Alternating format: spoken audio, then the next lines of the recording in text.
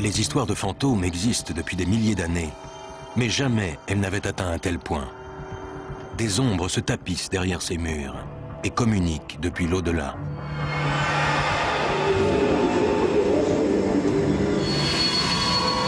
Les esprits de personnes décédées depuis longtemps hantent et tourmentent ceux qui ont croisé leur chemin.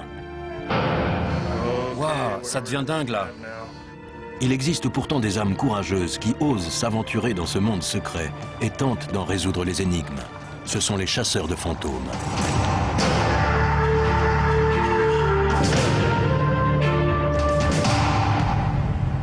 Ce groupe est certainement la meilleure équipe d'enquêteurs du paranormal jamais constituée. Et son but est de percer le mystère des endroits les plus hantés des États-Unis. Des revenants ne veulent pas quitter ce navire. On a entendu dire qu'un canon vous aurait fait exploser. C'est vrai? Des voix mystérieuses s'élèvent depuis les soubassements de cette église. Mon appareil ne marche plus. Ce tertre funéraire indien a été dérangé et les esprits tourmentent les habitants des alentours. Des morts résideraient toujours dans cette cité souterraine. Et cette prison désaffectée serait envahie par les fantômes des hommes qui ont attendu la mort dans ces cellules. Moi, je reste pas là-haut. En face de Saint-Louis, de l'autre côté du Mississippi, se trouve une petite ville dont l'histoire est remplie de meurtres, d'inondations, de désastres et de morts, et qui est de ce fait considérée par certains comme la localité la plus hantée des États-Unis. Alton, dans l'Illinois, ressemble à n'importe quelle agglomération américaine, mais elle serait, dit-on, tourmentée par des fantômes. Troy Taylor essaye de placer sous un éclairage historique objectif les mystères surnaturels actuels. Ce sont les événements du passé qui créent les histoires de revenants d'aujourd'hui. Troy n'est pas un simple passionné du paranormal. C'est également un écrivain qui a rédigé plus de 28 livres sur le sujet. Dans le monde des chasseurs de fantômes, son approche est véritablement originale. Plutôt que d'ouvrir des cryptes, il préfère ouvrir une porte sur le passé. Je crois que si je peux trouver des preuves historiques, je pourrais vraiment démontrer qu'un endroit est hanté. Je n'utilise pas tout un tas de technologies ou de gadgets, je me base sur l'histoire. Nous avons suivi Troy à Alton, car celui-ci a entendu parler d'une étrange affaire. Des fantômes tourmenteraient l'église locale. Et ce qui rend cette histoire particulièrement insolite, c'est que le pasteur lui-même est convaincu que le bâtiment est hanté. C'est l'une des paroissiennes qui a attiré mon attention sur ce lieu. Elle avait eu une expérience très étrange dans l'église et elle a très vite découvert que plusieurs années auparavant, d'autres gens avaient vécu exactement la même chose. Quels terribles événements du passé ont bien pu pousser les esprits à hanter aujourd'hui ce lieu sacré? Afin de le découvrir, Troy va rencontrer Peg Flack, l'historienne de l'église. Entrez. Parlez-moi de cette salle. Le bâtiment a une longue histoire.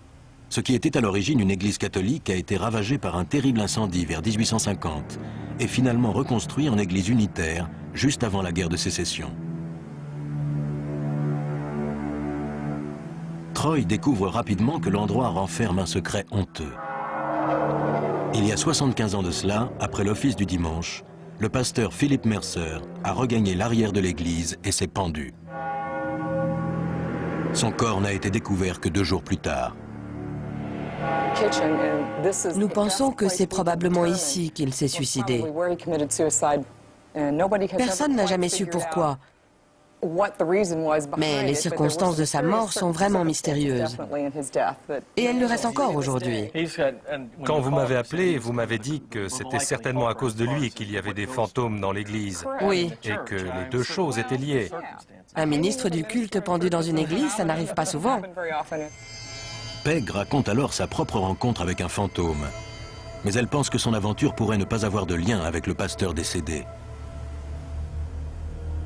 Le phénomène pourrait, selon elle, avoir une origine différente, plus profonde et plus ancienne. Je me tenais près de l'évier et j'ai senti un drôle de picotement sur ma nuque. Je me suis demandé ce que c'était. J'ai passé la tête dehors et j'ai eu l'impression qu'il y avait quelque chose dans l'église. J'ai entendu des gens rire et parler en bas et j'ai pensé « Ah, il y a quelqu'un, génial, je ne suis pas toute seule ». Je suis allée en haut de l'escalier et j'ai crié « C'est moi, Peg, qui est là ?» Et là, les voix, les rires et les conversations se sont arrêtés. Et j'ai pensé « Ok, je m'en vais tout de suite ». D'autres membres de la paroisse ont confié à Peg qu'eux aussi avaient entendu des voix provenant du sous-sol. Mais Troy n'est pas encore prêt à pénétrer le dédale des galeries sombres et exiguës qui constituent les soubassements. Il veut descendre avec en tête toutes les connaissances historiques. Il doit en savoir plus.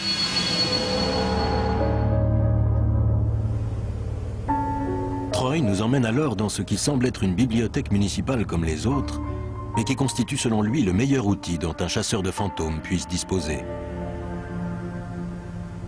Confinée au fond du bâtiment se trouve la salle réunissant toutes les archives de l'Illinois. Pour Troy, les esprits pourraient se révéler d'eux-mêmes au travers des pages de ces registres. L'une de ses méthodes de travail consiste en effet à identifier dans le passé les événements susceptibles d'expliquer la présence de fantômes dans un lieu donné. En faisant des recherches sur l'incendie de l'église au XIXe siècle, il découvre de nombreux documents concernant la guerre de sécession, et un classeur qui, selon lui, pourrait apporter une réponse. D'après ce dossier, Alton faisait partie du chemin de fer souterrain le long du Mississippi, un réseau d'aide aux esclaves fuyant le sud. Plusieurs des bâtiments de la ville, dont les églises, ont autrefois abrité ces malheureux. Troy retourne sur les lieux, accompagné de son ami Luke Naliborski. Son intuition et sa découverte récente d'un lien avec le chemin de fer souterrain pourrait bien lui permettre de résoudre le mystère des esprits errant sous l'église. Troy et Luke sont équipés de lampes et de caméras infrarouges spéciales afin d'explorer et de filmer les souterrains.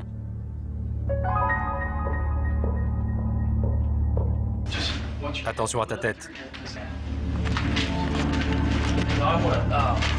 Regardons par là d'abord.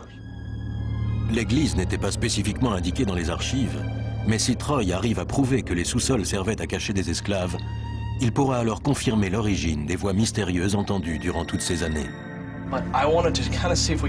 J'aimerais bien qu'on revienne explorer les zones dans le fond, parce que c'est là que les esclaves auraient pu se réfugier.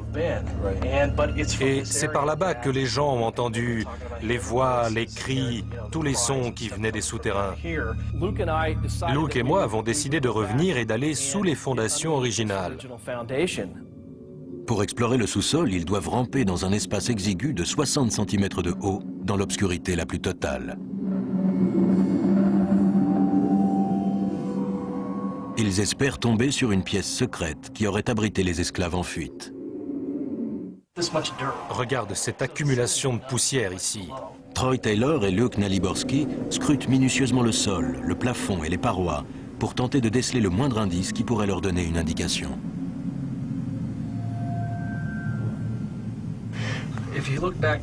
Écoute, on va essayer de retourner dans cette zone si c'est possible. En fait, j'ai plus d'appareil. Mon appareil ne marche plus. Ça, c'est intéressant, hein, Luke? Ah, il remarche à nouveau. Maintenant, il se rallume. C'est bizarre. Mon appareil s'allume et s'éteint tout seul. Ça n'arrive pas d'habitude. C'est pas normal. Au bout de 20 mètres, ils atteignent ce qui semble être un cul-de-sac. Et c'est alors que... Tu vois cette ouverture? J'y allais justement. Tu vois?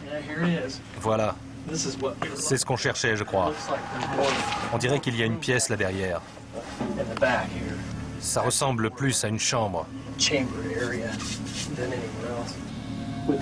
Sans toute cette saleté, ça devait être parfait. On pouvait se glisser dedans et il y avait une pièce entière. Là, c'est plein de saleté, mais à l'époque, ça devait vraiment être une pièce.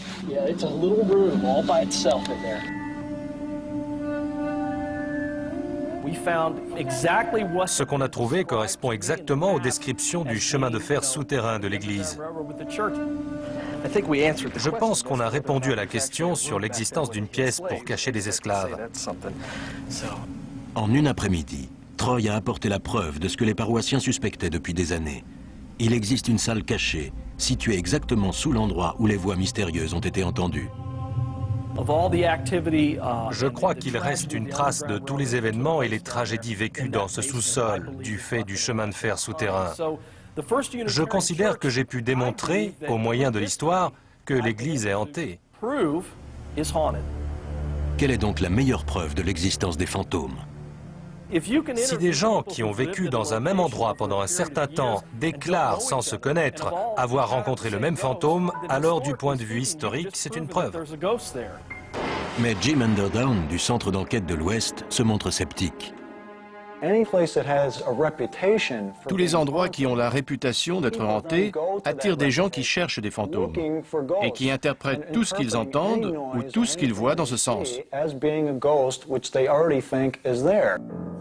Si jamais vous visitez Alton dans l'Illinois, faites donc un détour par l'église, où, selon certains, les vivants cohabitent avec les morts. L'esprit humain n'est peut-être pas le mieux adapté aux recherches paranormales. Certains prétendent que le meilleur enquêteur du surnaturel possède un instinct animal et se tient à quatre pattes. Voici Abe, le chien chasseur de fantômes. D'après des études scientifiques, le Canis familiaris, ou chien domestique, est doté d'une vue, d'un odorat et d'une ouïe plus de 10 fois supérieurs à ceux de l'homme. Grâce à ses sens hyper développés, cet animal pourrait donc être le mieux équipé pour détecter les esprits. Abe, un Rottweiler de 43 kilos, et sa maîtresse Kaidi se sont impliqués dans une expérience de longue haleine visant à prouver qu'un chien dressé à cela constitue le meilleur outil d'investigation dans le domaine du paranormal. On a commencé à l'emmener dans nos enquêtes pour observer ses réactions et les comparer à nos perceptions et aux mesures de nos appareils. Abe n'est pas un simple animal de compagnie. Il a suivi un entraînement de chien d'aveugle et de pisteur et a effectué plus de 50 heures de pratique avec Seven, une organisation fondée par 7 enquêteurs du surnaturel en Caroline du Nord.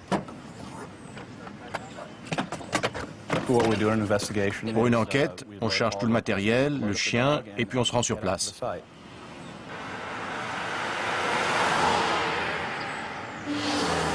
Pour cette nouvelle affaire, nous nous rendons dans une maison récemment construite sur un terrain boisé isolé, un peu en dehors de la ville de Raleigh-Durham. Le premier voisin se trouve à plus de 400 mètres et les environs sont très calmes. Mais la propriétaire des lieux connaît quelques désagréments qui à la fois l'inquiètent et la fascinent. Elle a donc appelé l'équipe de Seven. Entrez, faites comme chez vous. Merci. On voudrait vous poser des questions sur les manifestations qui ont eu lieu ici. J'ai vu une apparition. Elle était derrière cette fenêtre, juste là. Elle se demande si ces phénomènes ont un rapport avec les gens qui vivaient sur cette terre autrefois. Une fois, j'étais assise sous le porche, là, dehors, et j'ai eu l'impression que 20 ou 30 personnes me regardaient. Après cette expérience troublante, elle craint de vivre sur un terrain hanté et se demande si la cause ne serait pas les amas de pierres situés dans son jardin et semblables aux anciens tertres funéraires des Indiens. Ces pierres là au pied de la colline, c'est quelque chose qui existait déjà ou est-ce qu'on a empilé ces rochers? Tout était là. Celui-là, là-bas, là-bas. On n'y a pas touché, parce que je voulais que personne ne les bouge. J'ai l'impression que ce sont des sortes de tombes indiennes. Et je ne veux pas... J'ai peur que ça dérange les esprits. Les Indiens recouvraient leurs sépultures de tas de pierres comme ceux dans le jardin, afin de signaler que c'était un endroit sacré. On prend l'équipement et on commence. Super.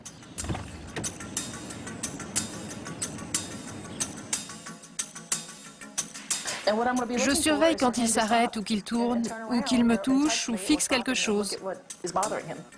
Ce genre de regard.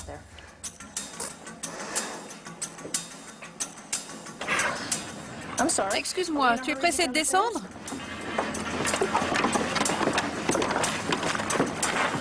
Qu'est-ce qu'il y a là-bas? Quand ils arrivent dans le jardin derrière la maison, Abe semble se diriger droit sur les amoncellements de pierres. Que fais-tu? Où vas-tu?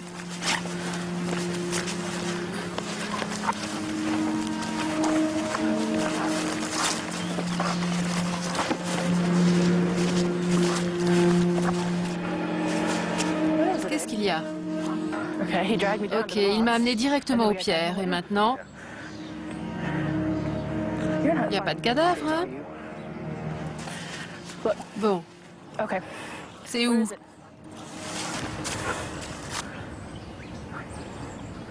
C'est où? Le regard fixe d'Abe est exactement le signal que Cady attendait. Il apparaît très concentré sur un objet invisible, ce qui est tout à fait inhabituel pour un chien et qui est assez rare de la part d'Abe. Il veut visiblement attirer l'attention de sa maîtresse. Les autres enquêteurs tentent de confirmer la réaction de l'animal avec leur détecteur de champs électromagnétiques. Qu'est-ce que tu as par ici? Oh, ça saute. Ça saute pas mal.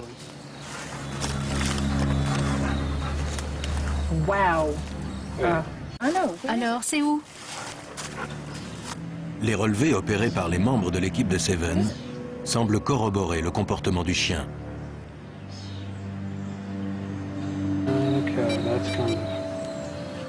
Est-ce que ça correspond à ce qu'il a fait?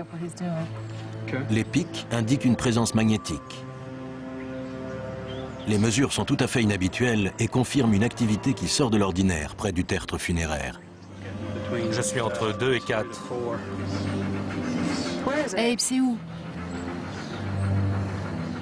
Il n'aime pas ces pierres. Il veut s'éloigner. Bon chien. Lorsqu'Abe a terminé et que les mesures électroniques ont été effectuées, l'équipe va s'entretenir avec la maîtresse des lieux. Abe a signalé à Cady les amas de pierres sur la propriété, qui ressemblent à des tertres funéraires. Après ce qu'on a vu, il faudrait poursuivre les recherches. Abe semble avoir confirmé les soupçons de la propriétaire. Sa maison serait bien hantée. L'équipe de Seven a donc repéré une présence surnaturelle. Mais que détecte-t-il exactement? Et qu'est-ce qu'un fantôme? Quand un être meurt, son énergie va quelque part. Le corps humain possède un champ électromagnétique. On cherche à détecter ces champs avec notre équipement et avec Abe. Jim Underdown ne croit pas à l'utilisation de chiens. La vraie question est de savoir ce qui se passe dans la tête du chien. Il peut regarder fixement dans le vide, avoir des réactions mystérieuses, mais vu qu'on ne peut pas lire dans son esprit, on ne peut pas connaître l'explication logique. C'est le désir d'expliquer l'inexplicable qui motive les chasseurs de fantômes. Et avec le temps, ils espèrent apprendre à maîtriser efficacement le pouvoir de l'instinct animal. Sont-ce les esprits de marins depuis longtemps disparus qui hantent les recoins de ce navire? Un navire témoin de sanglantes batailles contre les pirates et les marchands d'esclaves? Et un simple magnétophone est-il à même de décoder les voix qui nous appellent et nous supplient de les écouter? C'était quoi? Tonya Hacker et Tammy Wilson sont des enquêtrices expertes en fantômes. Elles sont spécialisées dans la TCI, la transcommunication instrumentale, ou plus simplement les voix de fantômes enregistrées sur cassette. Beaucoup de TCI sont captés à un niveau hertzien plus bas, une fréquence comme celle qu'entendent les chiens. Ces sons peuvent être enregistrés sur cassette, et pour les entendre, il faut repasser la bande en montant le volume. La TCI la plus inquiétante que j'ai obtenue est la voix d'un homme qui dit très mystérieusement « Je suis si près de la femme dans la pièce ».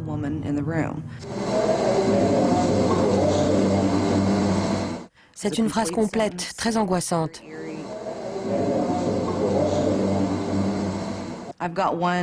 J'ai une TCI où nous étions dans une résidence dans laquelle les habitants se plaignaient de manifestations hostiles. On a réussi à obtenir une TCI avec la voix d'un homme très mécontent qui disait « Vous pensiez pouvoir m'enregistrer, n'est-ce pas ?»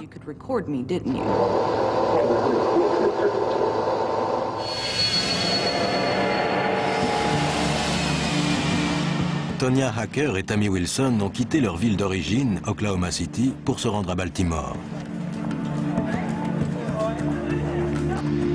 Elles vont enquêter sur ce que certains considèrent comme un tombeau des mers, un navire de guerre historique de la marine américaine. Ce bateau serait un vaisseau fantôme. L'USS Constellation ne naviguera plus jamais. Il est bloqué dans ce port, tout comme les esprits tourmentés de ceux qui ont connu une mort violente à son bord.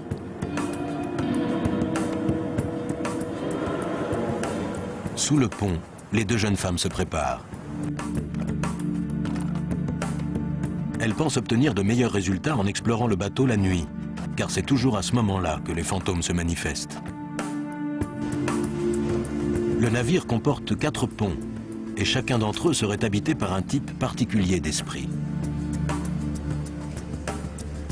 Sur le second pont, vers la proue, se trouvent les quartiers du capitaine qui ont été entièrement restaurés. C'est ici que des personnes auraient aperçu le terrible fantôme du premier capitaine du Constellation, Thomas Truxtun.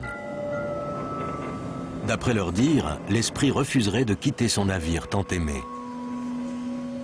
Tandis que Tonya et Tammy progressent dans le noir avec leur magnétophone en marche, elle s'adresse aux esprits qui pourraient se trouver là. Comment allez-vous? Comment ça va? Ça va mieux? Vous devez parler plus fort, je ne peux pas vous entendre. Parlez très fort. D'après les témoins, c'est sur ce pont qu'apparaît parfois le spectre du marin Neil Harvey, qui fut violemment exécuté à cet endroit. Accusé de trahison et de lâcheté, Harvey fut attaché en face d'un canon et réduit en pièces. On a entendu dire qu'un canon vous aurait fait exploser. C'est vrai? Ça s'est passé ainsi? N'ayez pas peur, venez nous parler. On va bientôt partir. Quelqu'un est-il mort sur ce bateau? Waouh! C'était quoi ça? Ça m'a fait peur, je ne sais pas ce que c'était. C'était quoi? T'as fait tomber un truc? Oui. Ah d'accord. Tonya et Tammy se montrent toujours très scrupuleuses lors de leurs enregistrements. Elles notent tous les événements tels que celui-ci afin de ne pas les confondre par la suite avec une TCI. À mesure qu'on descend vers les ponts inférieurs, le plafond est de plus en plus bas. C'est la prison. Oui. Avez-vous été puni? Vous avez mal agi? Au moment où les deux jeunes femmes décident d'arrêter et de rentrer à l'hôtel pour étudier leurs enregistrements, l'enquête connaît un rebondissement.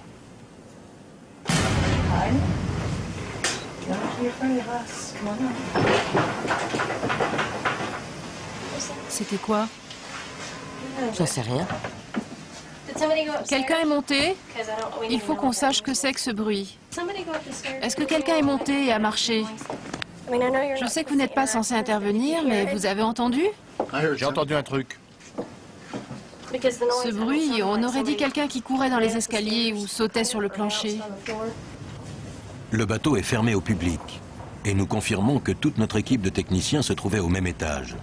Par conséquent, ce bruit de pas dans les escaliers est un mystère. Une fois l'enquête sur le terrain terminée, le travail de Tonya et Tammy commence. Elles ne sauront qu'après avoir minutieusement écouté la cassette si elles ont ou non rencontré un fantôme. Décortiquer les enregistrements est un travail qui prend plusieurs heures. À un moment précis, Tammy et Tonya pensent avoir fait une découverte. Elles repassent la bande en montant le volume. La cassette contient bien ce qu'elles cherchaient. Lorsqu'elles visitaient les quartiers du capitaine, une mystérieuse voix de femme a soudain brisé le silence.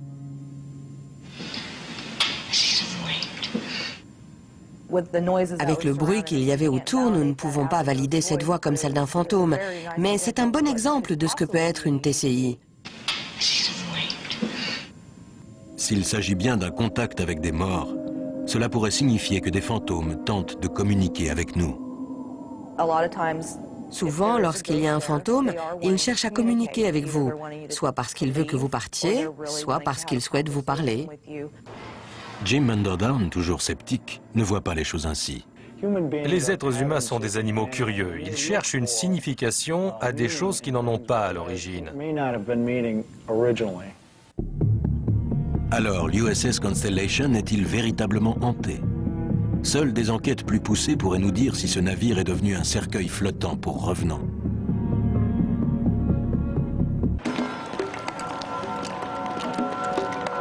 Qui appeler lorsqu'on pense avoir affaire à des fantômes? Si vous êtes à Seattle, vous pouvez toujours vous adresser à l'association A-Ghost, chasseurs amateurs de fantômes. Nous sommes une organisation qui cherche à réunir des preuves scientifiques de l'existence possible des fantômes. Réunis par leur passion commune, les membres de l'équipe s'apprêtent à s'enfoncer dans le passé tourmenté de Seattle.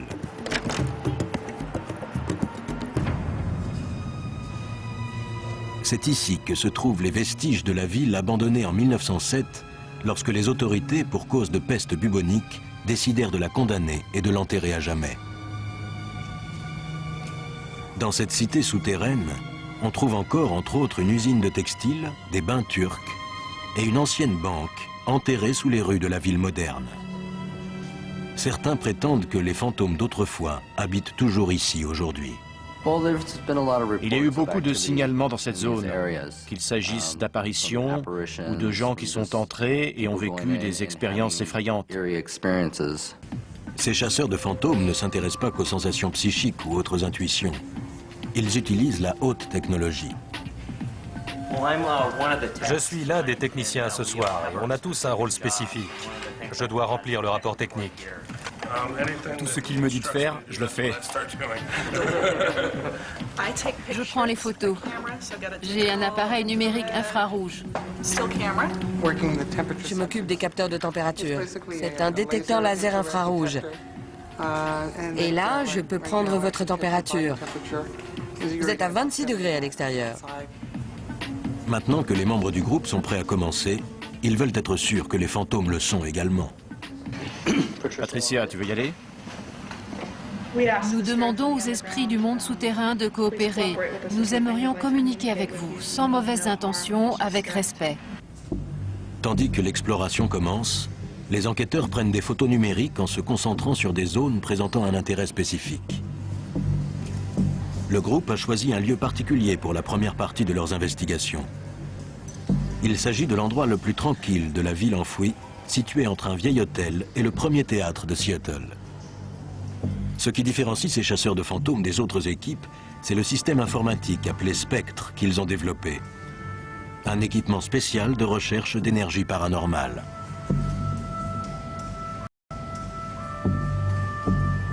Ils utilisent des appareils électroniques qui servent à détecter les esprits et ils les relient à un ordinateur portable afin de tout visualiser en même temps.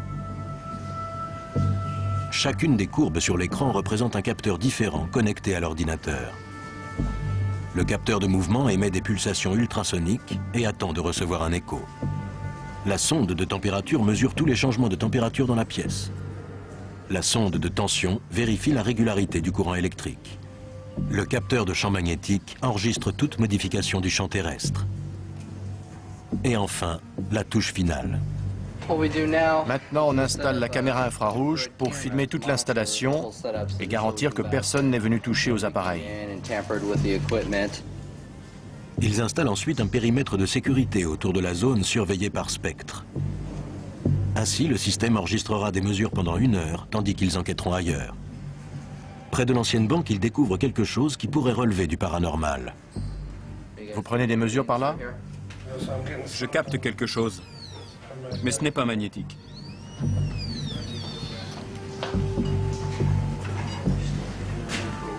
Ici, on ne sait pas ce qu'il y a par là. Il y a quelque chose derrière le mur.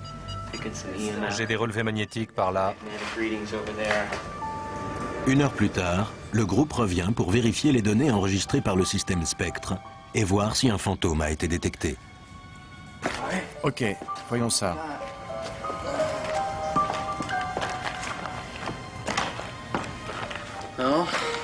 On dirait qu'on n'a rien. Les lignes sont quasiment plates. Pour tout? Quasiment.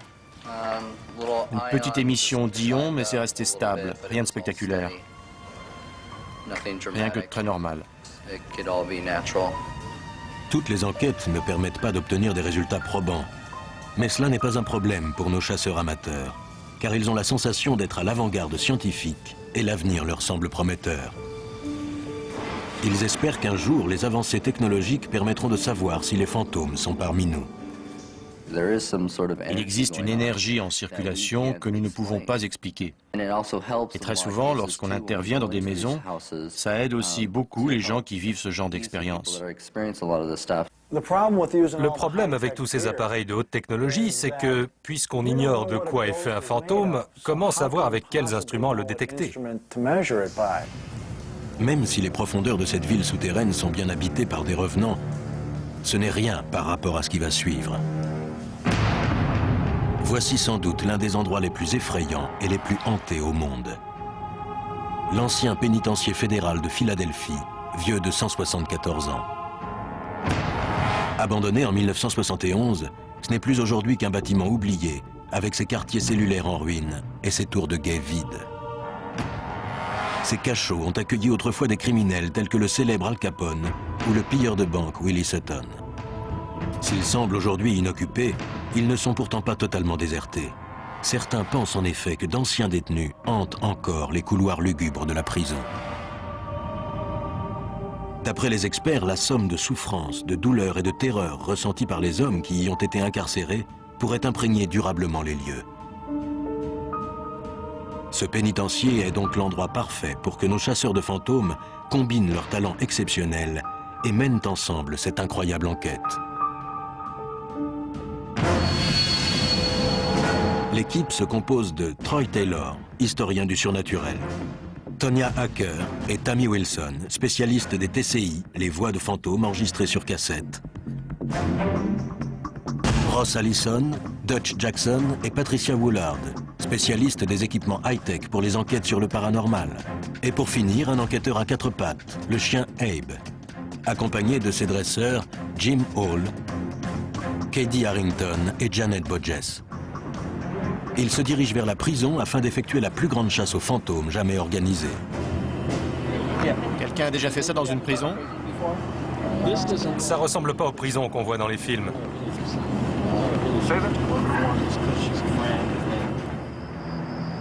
Il s'apprête donc à débusquer et à affronter les fantômes censés résider dans ce pénitencier. Il est 23 h et ils vont passer toute la nuit derrière les barreaux. Ce n'est qu'à l'aube que leurs recherches prendront fin. Troy Taylor, qui utilise l'histoire comme outil de travail, prépare cette expédition depuis des mois et a fait de nombreuses recherches sur la prison et ses habitants de l'autre monde. Avant le début de la traque, prévue pour minuit, il aide ses équipiers à s'orienter. L'aile dans laquelle on se trouve maintenant, c'est le quartier cellulaire numéro 1. C'est la partie la plus ancienne de la prison. Le bâtiment a été conçu pour ressembler à un château médiéval. Aujourd'hui, ça n'impressionne pas grand monde, mais à l'époque, dans les années 1800 et quelques, les gens qui étaient arrivés depuis peu dans le pays étaient très intimidés par ce pénitencier aux allures de château. Cette première cellule vous donne une idée. Vous pourrez aller dans d'autres, mais celle-ci est un exemple parfait de ce à quoi ça ressemblait. Les murs de pierre froids et décrépits des geôles témoignent des années de solitude que les prisonniers ont passées ici. On comprend mieux pourquoi les visiteurs du pénitencier ont parfois eu l'impression de voir des silhouettes fantomatiques se faufiler entre ces murs. Les Quakers les enfermaient dans des cellules individuelles et durant tout leur séjour, les prisonniers n'avaient de contact avec personne. Ce type de réclusion fut à l'origine d'impressionnantes crises de folie. À l'époque, les autorités carcérales refusaient d'admettre que c'était l'isolement et la solitude qui conduisaient ces hommes à la démence. Au-dessus des bâtiments pénitentiaires s'élève la tour de guet. De là-haut, il est possible d'apercevoir toute la prison, y compris la cellule du célèbre criminel Al Capone. Il y a une histoire que beaucoup de gens ignorent à propos d'Al Capone. C'est qu'il pensait être tourmenté par le fantôme de l'une des victimes du massacre de la Saint-Valentin. Il a cru, depuis son arrivée ici jusqu'à sa mort, que l'esprit de James Clark venait le hanter. Et c'est dans ce pénitencier que l'histoire est née. D'après la légende, d'autres prisonniers auraient entendu Al Capone crier la nuit dans sa cellule « Va-t'en, Jimmy, laisse-moi tranquille !»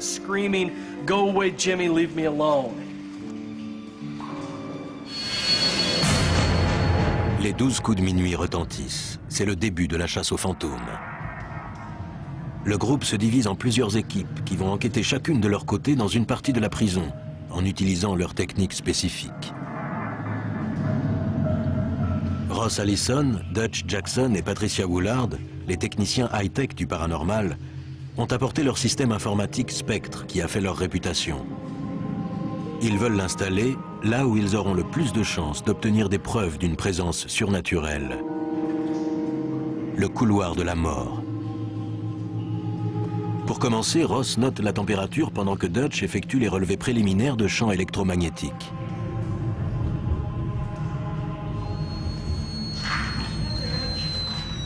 De 1 à 2.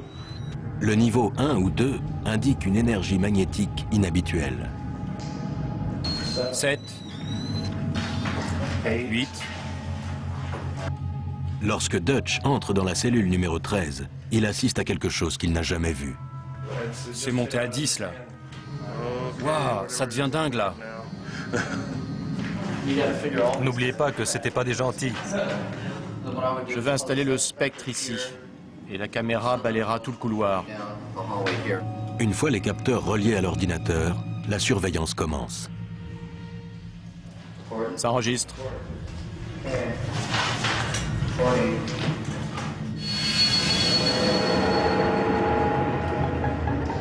Pendant ce temps, dans une autre partie du couloir de la mort, Tonya Hacker et Tammy Wilson interrogent les esprits des anciens prisonniers dans l'espoir d'enregistrer des TCI, des transcommunications instrumentales. Vous avez beaucoup de visiteurs? Elle marque une pause après chaque question, dans l'espoir que les fantômes répondront sur la cassette durant ce temps de silence. Depuis quand êtes-vous là? Plus tard, elles écouteront ces enregistrements afin de voir si un esprit s'est manifesté. Quand serez-vous libre?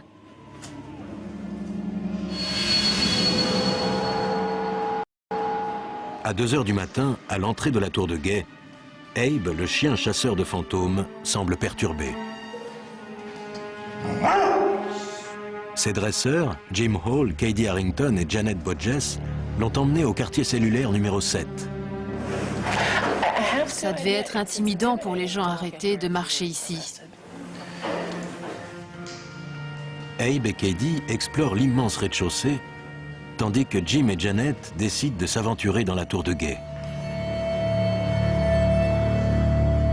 Après avoir grimpé une bonne série de marches dans un petit escalier en colimaçon, ils découvrent une vue imprenable sur toute la prison et la ville de Philadelphie.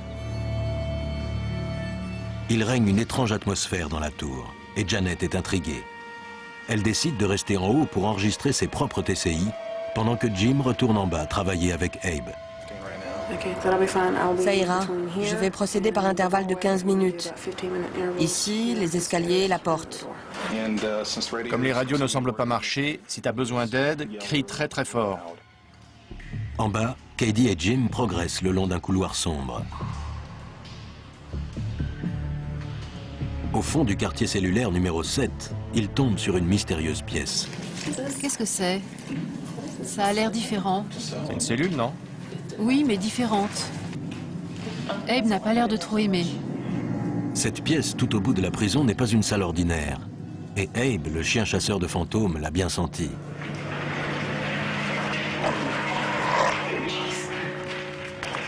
Ça va, mon gars? En haut, dans la tour, Janet est interrompue dans son travail par un éclair de lumière inexplicable.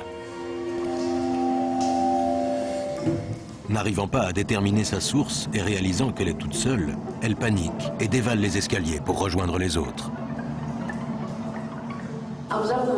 J'étais dans la tour et toute la pièce s'est illuminée, au point que je pouvais voir mon ombre sur le mur. Je veux bien laisser le magnétophone, mais moi je reste pas là-haut.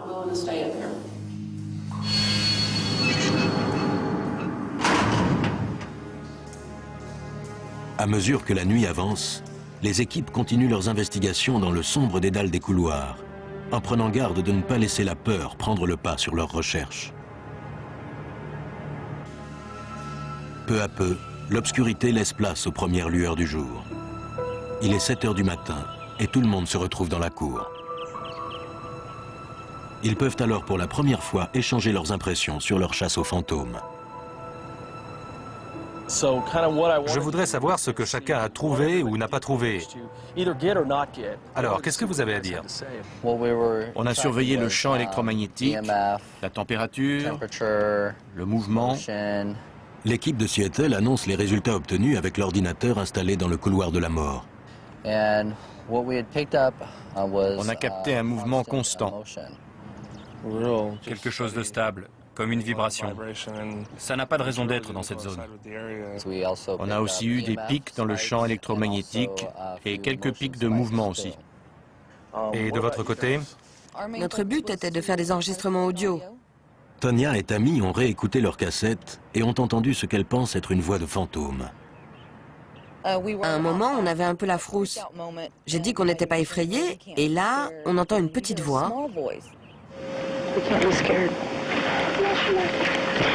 La voix était très claire, très forte. Il y a eu 2 ou 3 fois où on a eu un peu peur. Bon, passons à vous.